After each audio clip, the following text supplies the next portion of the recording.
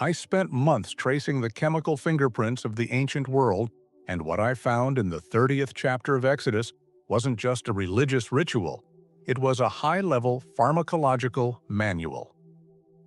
Most people read the Exodus recipe and see a list of exotic spices meant to make a temple smell pleasant.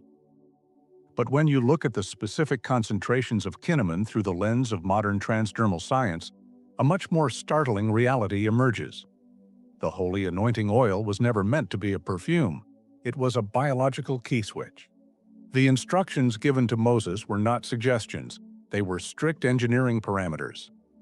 Exodus 30:23 demands 500 shekels of pure myrrh and half as much of sweet cinnamon. In the ancient Near East, the penalty for duplicating this exact ratio for personal use was being cut off from the people. To a modern researcher, this sounds less like a religious law and more like a restricted patent on a bioweapon. Why? Because the ingredients in this oil, specifically the cinnamon, act as potent vasodilators. When suspended in an olive oil base, these compounds don't just sit on the skin, they act as a chemical hammer, forcing the pores open and allowing the active alkaloids of myrrh and calamus to bypass the skin's protective barrier. This wasn't for smelling, it was a transdermal drug delivery system designed to hit the bloodstream of the priest within seconds of contact. The Kinnamon frequency and the blood-brain barrier. We often mistake modern cassia for the sweet cinnamon described in the Hebrew text. True Kinnamon, or Cinnamomum verum, contains high concentrations of cinnamaldehyde. Modern research at the Max Planck Institute has shown these compounds can influence cognitive focus and thermal regulation. By applying this frequency to the skin, the priest was essentially inducing a state of hypervigilant stillness.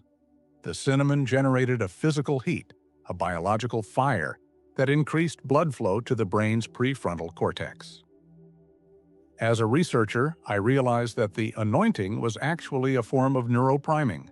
The oil ensured that when the priest entered the tabernacle, a space filled with heavy incense and intense psychological stakes, his brain wouldn't trigger a freeze response.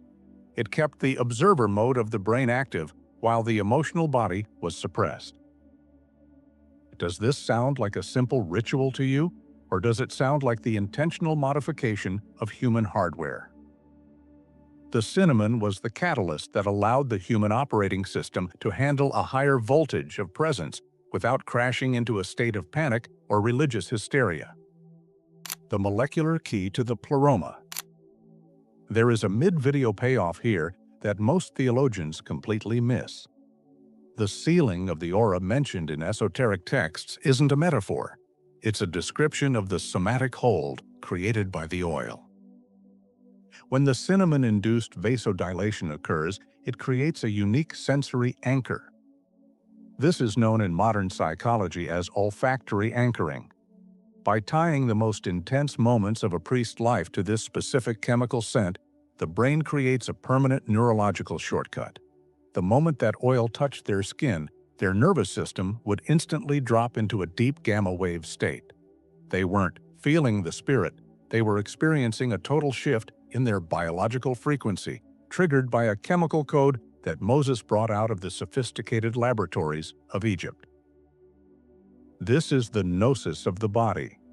While the congregation stood outside in a state of belief, the priest inside was in a state of knowing, a state physically enforced by the aromatic compounds vibrating in his very blood.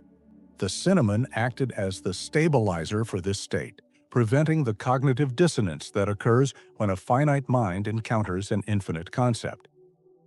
The polyvagal response and the priestly aura. If you've ever felt scattered or spiritually numb, you're experiencing the exact opposite of what this oil achieved. The Exodus recipe targeted the vagus nerve. While the cinnamon provided the upward heat and alertness, the myrrh acted as a sedative, creating a state of relaxed tension. This is the aura of the anointed, a physiological state where the heart rate is low, but the brain is processing information at maximum capacity. The polyvagal theory, pioneered by Dr. Stephen Porges, explains that humans have a social engagement system that shuts down under extreme stress.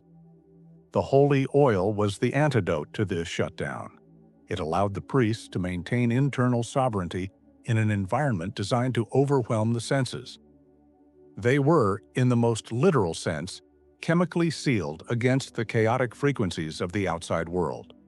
By reinforcing the vagal brake through the transdermal absorption of these specific terpenes, the priest became a biological conduit, a steady bridge between the Kinnamon, our world of empty forms, and the Pleroma, the world of fullness. Reclaiming the technology of consecration.